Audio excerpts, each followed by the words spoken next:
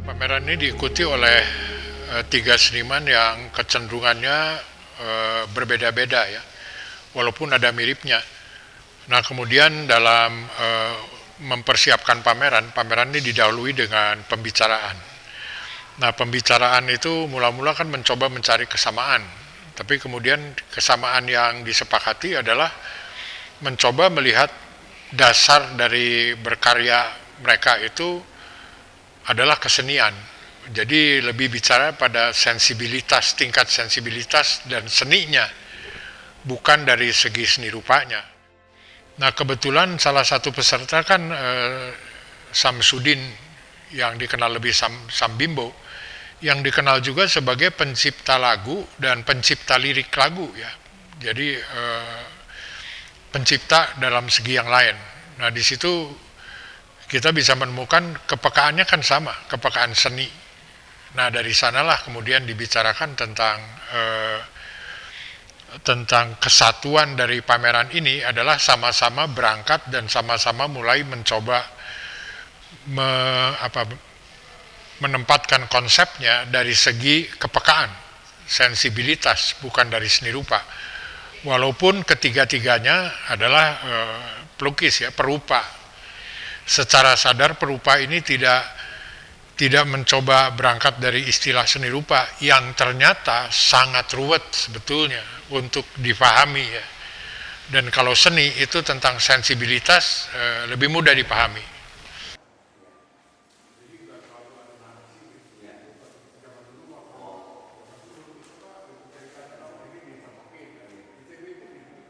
Nama saya Andreas Kamelia. Pekerjaan saya seniman yang khusus teknik pointillism. Saya banyak berkarya dengan media tinta karena saya menggambar dengan sebatang rapido saya buat. Dan saya itu menggambar juga dengan teknik itu harus vertikal karena tinta tidak akan keluar dengan landscape. Dan saya bisa menggambar sebesar gini tuh gara-gara Pak Nyoman juga sebetulnya. Ya, coba kamu bikin yang besar. Jangan di kertas. Emang dulunya saya di kertas nih. Soalnya kenapa? Kertas kurang dihargai. Coba di kanvas, yang besar. Pak Nyoman bilang begitu. Ya itu sebagai tantangan juga. Yang ternyata saya udah jadi kebiasaan saya gambar besar-besar sekarang gitu. Saya banyak tema-tema saya yang terakhir ini banyaknya fokus ke tema-tema orang ya, orang-orang yang realis gitu. Ya mungkin politik dikit adalah, atau banyak yang untuk pameran-pameran yang selanjutnya itu dari bintang-bintang pop juga saya buat. Ya, dan saya combine dengan ya ada dengan simbol-simbol atau semacam mitos-mitos lah. Andreas Kamelia pada pameran ini lebih menekankan pada seperti Aten Waluya mengutamakan bahasa ungkapannya, bahasa ungkapan yang dia menggunakan teknik yang luar biasa menakjubkan ya. Dengan rapidografi yang kecil dia membuat titik-titik untuk membuat lukisan gambar yang realistik. Dan pada pameran ini menampilkan sebuah gambar 10 meter ya dengan titik-titik semacam itu yang bertahun-tahun dibuatnya. Itu menunjukkan bagaimana perkembangan artistik ini lanjut pada dia. Nah awalnya sebetulnya dia mulai juga dari bidang grafis ya. Tadinya serigrafi itu kan teknik sablon ya. Nah teknik sablon itu kan ada sistem raster yang dibuat oleh industri. Nah dia mencoba meniru sistem laser itu dengan membuat bintik-bintik dan menggunakan rapidograf dari ukuran 0,1 sampai ukuran 1. Jadi kan ada berbagai nuansa ya untuk membuat gradasi yang menggambarkan volume ya. Dari yang 0,01 akan menjadi bayangan yang tidak gelap sampai ke yang 1 yang sepenuhnya gelap ya. Jadi dia menampilkan aspek artistiknya yang mengutamakan pada pengolahan aspek elemen artistik pada karya-karyanya dan pada pameran ini.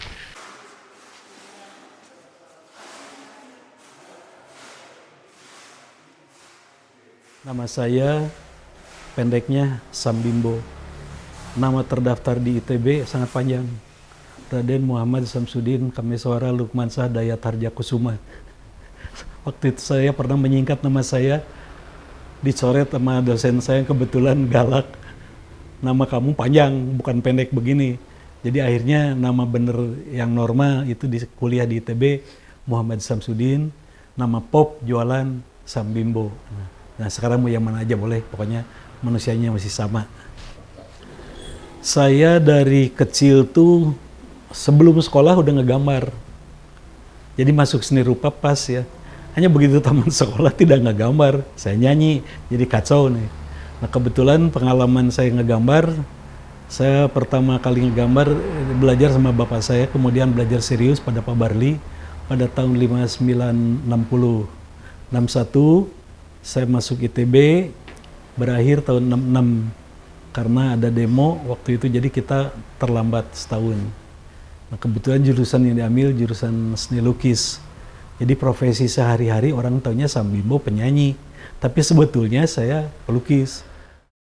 Kalau Sam Bimbo terasa pada lagu-lagunya ya, banyak lagu-lagunya yang menunjukkan religiositas dan bertahan cukup lama ya. Bimbo bertahan cukup lama, setiap kali pada masa menjelang puasa dan sebagainya lagu-lagu religiusnya muncul bertahun-tahun dan bertahan. Jadi di situ memang ada religiositas pada Sam Bimbo. Tapi yang dari tentunya approach kita bicarakan dan sebagainya ya, bahwa Sam Bimbo menjelaskan bahwa itu sebenar-benarnya religiositas. Religiositas itu istilah yang dikenalkan oleh Mangunwijaya, seorang filosof dan seorang estetikus, bahwa religiositas tidak ada hubungannya dengan agama. Jadi kepekaan yang sifatnya seperti sublim, seperti agama, itu dasar karya-karya Sam Bimbo. Seperti di lagu-lagunya, lukisannya juga itu didasarkan oleh religiositas itu. Nah, namun karena dia lulusan ITB ya, ITB itu kan mempunyai kekhususan bagaimana mengenalkan siswa-siswanya pada bahasa ungkapan. Jadi tidak melukis secara klise ya, lebih menekankan cerita. Kalau bikin ilustrasi kan begitu ya, mau membuat cerita tentang anak durhaka gitu, terus kemudian itu yang terlalu dipikirkan. Sementara yang penting kan bahasa. Jadi pada Sam Bimbo kesadaran tentang bahasa ungkapan itu sangat lanjut. Bahasa ungkapannya tuh tertib bahasanya. Jadi kayak tata bahasa dan sebagainya. Jadi di situ ada aspek artistiknya. Mungkin hari ini kita balik lagi jati diri ya. Gambar dia mau apa, orang suka silahkan. Sama dengan musik, saya kemudian main musik ya. Di dalam musik pop pun sama. Itu aliran The Beatles. Sesudah The Beatles sekarang yang muncul yang kuat adalah The Queen. Saya favorit dua-duanya. Beatles, Queen itu dasarnya klasik, tapi dia bisa bermain di dalam era rock hari ini dengan warna sendiri. Jadi mungkin hari ini yang penting sekali itu bukan isme zaman, tapi isme pribadi ya. Nah sekarang pribadi si A, pribadi si B, kalau dia bagus, orang suka, apalagi secara bisnis laku, syukurlah. Jadi saya balik lagi tadi, tamat dari ITB dianjurkan oleh pembimbing kita bisa mencari jati diri sebagai seorang, bisa jadi dua profesi, sarjana seni lukis atau sebagai pelukis. Saya kebetulan bukan sarjana seni lukis, bukan pelukis, tapi saya nyanyi, jadi kacau ya. Nah hari ini dalam rangka pameran, saya kembali lagi pada habitat saya. Saya tamat dari ITB sebagai sarjana seni lukis. Jadi melukis abstrak maupun tidak, kalau kita sebagai seorang sarjana seni lukis harus bisa. Di mana saja medannya bebas. Nah karena sudah bebas, saya menggambar di mana saja. Begitupun karya saya mencoba membuat lukisan abstrak seperti ini. Apakah orang suka, syukur, nggak suka nggak apa-apa. Tapi basic saya menggambar normal, saya juga suka wayang. Nah di belakang saya ini kebetulan temanya tentang wayang ya. Di wayang itu kan ada, saya menyukai tokoh Jatayu. Jatayu ini yang orang yang makhluk yang menyelamatkan kebaikan dengan risiko mati. Itu tema ini saya suka pada legenda-legenda Asia, khususnya orang Jawa, orang Sunda di wayang ya. Saya suka sekali tema ini, cerita tentang Rahwana, Jatayu dan Rama. Seni itu setiap orang boleh berpendapat apa saja. Buat saya udah nggak mikir lagi seni.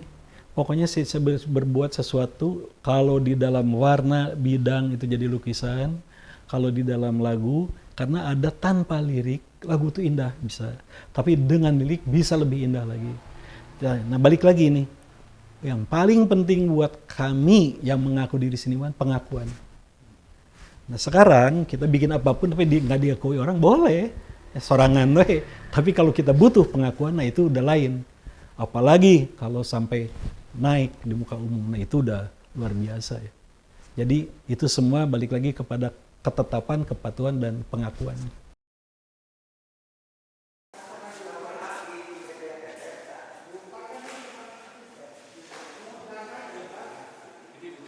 Saya nama Aten Waluya. Pekerjaan ya karena lulusan seni rupa ITB ya, jurusan seni grafis. Kemudian pekerjaan saya banyak berkecimpung di dalam desain grafis sebetulnya. Kemudian di samping saya menggambar atau melukis atau drawing gitu ya. Itu pekerjaan saya itu sebetulnya ke sana. Cuma ya ada yang dari awal sejak lulus itu saya tidak bekerja sebagai seniman atau sebagai pelukis. Tapi banyak berkecimpung di bidang desain grafis yang mungkin sekarang bisa dibilang DKV lah ya. Dan kemudian saya mengajar ya, karena sudah pensiun dan sebagainya, saya kembalikan lagi kepada profesi yang berdasarkan disiplin ilmu saya ya, seni rupa ya. Ternyata lupa Mas Yun. Karya saya ini banyak dibilang orang seni surrealis dan sebagainya, surrealis. Padahal mungkin tadi ketika ngobrol dengan Mas Jimmy, apa sih surrealis itu? Padahal saya itu sebetulnya bukan berpikir surrealis atau apa, yang penting menggambar sesuatu yang ada di lingkungan kita sehari-hari, dijadikan sesuatu yang tadi berbicara bahwa dari tidak jadi hal biasa menjadi tidak biasa, seperti ada efek-efek lain seperti tadi Mas Jimmy juga memberi saran dan itu. Teruskan Ten masalah itu yang buat sensi vitalitas itu ya. Jadi seperti ada ikan jadi ke bawahnya daun, itu ada vitalitas dari bentuk ikan itu sendiri, mungkin dari bentuk daunnya itu sendiri, karena daun itu ada disangkut dipadukan dengan bentuk gambar ya. Itu tadi. Jadi walaupun saya tidak maksud membuat aneh-aneh dalam arti bahwa makhluk itu ada di dalam kehidupan sehari-hari, tidak ada. Jadi itu yang tidak biasanya. Jadi saya tetap mengambil dari hal-hal yang nggak berada dengan lingkungan. Makhluk hidup, ya manusia, makhluk hidup yang kita akui lah itu paralel lah dengan kehidupan kita ya sehari-hari ya. Nah artistik ini muncul juga pada Aten Waluya. Aten karena sama-sama lulusan ITB nih. Jadi ketertiban menggunakan bahasa sama di sana. Namun cuman Aten lebih menekankan pada moralitas ya. Jadi pertama kali ketika ditanyakan apa bagian penting dari karya kamu, kebaikan. Dia ngomongnya begitu. Nah kebaikan ini bukan klise, tapi karena Aten Waluya itu pernah bekerja di bidang desain grafis ya. Walaupun dia lulus dari seni grafis di ITB, karena kemampuan menggambarnya dia diminta juga bekerja untuk di bidang desain grafis, dan desain grafis ini berkaitan sekali dengan iklan dan sebagainya ya. Di situ kita bisa melihat bagaimana keindahan digunakan oleh industri untuk membujuk orang. Nah, di situ dia bersikap kritis. Dia bersikap kritis dan dia bertekad untuk tetap berkarya sebagai seniman dan juga bekerja sebagai graphic designer. Graphic designer tentunya harus akan membuat gambar-gambar iklan apa segala macam yang tujuannya belum tentu baik ya. Nah, dia bertekad untuk membuat karya-karyanya untuk kebaikan. Dan dari sana dia mengembangkan banyak tema-tema kemanusiaan ya, tentang vitalitas, tentang keperempuanan, tentang kelaki-lakian dan sebagainya gitu.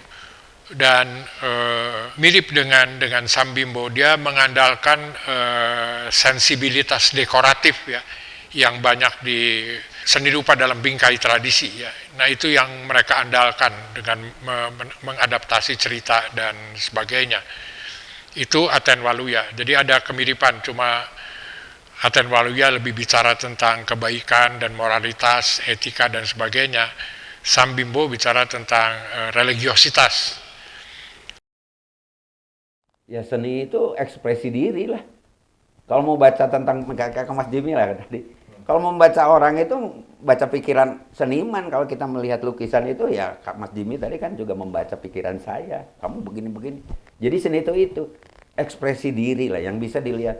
Kalau mau tahu senimannya baca. Kalau kita melihat lukisan itu berarti membaca si senimannya kan. Seperti kata tadi seniman itu, ayo mah males ya mah. Saya beda jurusan lah, pindah ngagamar kedul, nanaon kedul gitu. Itu udahlah pindah jurusan aja deh. Ya karena itu ketekunan itu yang memang kita berada di lingkungan itu. Kalau udah kita nggak ke sana ya udahlah pindah jurusan aja, pindah profesi aja lah, jadi pedagang kayak jadi apa. Nah itulah. Selamat datang di acara pembukaan pameran. Pada mulanya adalah seni. Hari ini Minggu. Saya kira di katalog saya membuat tulisan yang cukup komprehensif ya. Bersama bertiga ini kami mendiskusikan. Dan saya kira dalam tulisan itu saya menulis cukup komprehensif. Dalam artian bahwa tulisan ini mencoba menjawab kebingungan di masa sekarang ya. Dalam artian ketika para seniman kita mulai gundah nih, sesudah seni rupa kontemporer apalagi nih. Jadi sejak tahun 2000 ya, awal 2000 itu gejolak kontemporer itu kan udah hilang ya. Dan sudah hilang, nggak ada lagi ada post kontemporer atau ada istilah lain, nggak ada. Sekarang udah kurang lebih 20 tahun. Nah, kondisi vakum ini membuat banyak seniman kita jadi bingung, membuat nggak ada tanda-tanda perkembangan mau bikin apa gitu. Nah, sebetulnya pada pameran ini saya mencoba menekankan bahwa seniman-seniman ini tidak terlalu peduli pada pengetahuan, pada teori dan apa segala macam. Mereka percaya pada diri sendiri dan menghasilkan karya-karya semacam ini. Dan tidak ada kegundahan di antara mereka. Nah, ini yang sebetulnya menjawab, saya kira tidak hanya para seniman ya, tetapi kebingungan ini kan merambat ke publik ya, ke kolektor khususnya. Kemudian, wah ini apalagi yang harus kita beli nih, trendnya apa nih? Kondisi perkembangan seni rupa di dunia memang lagi pada posisi ini gitu. Nah, pameran ini mencoba meminta agar seniman, menganjurkan agar seniman itu kembali ke diri sendiri ya. Seniman itu lahir bukan karena zaman-zamanan ya. Seniman itu dari zaman purba ada gitu, sampai sekarang dia tetap seniman. Mau itu zamannya bergonta-ganti seperti apa, tren bergonta-ganti seperti fashion apa segala macam begitu, seniman tetap seniman.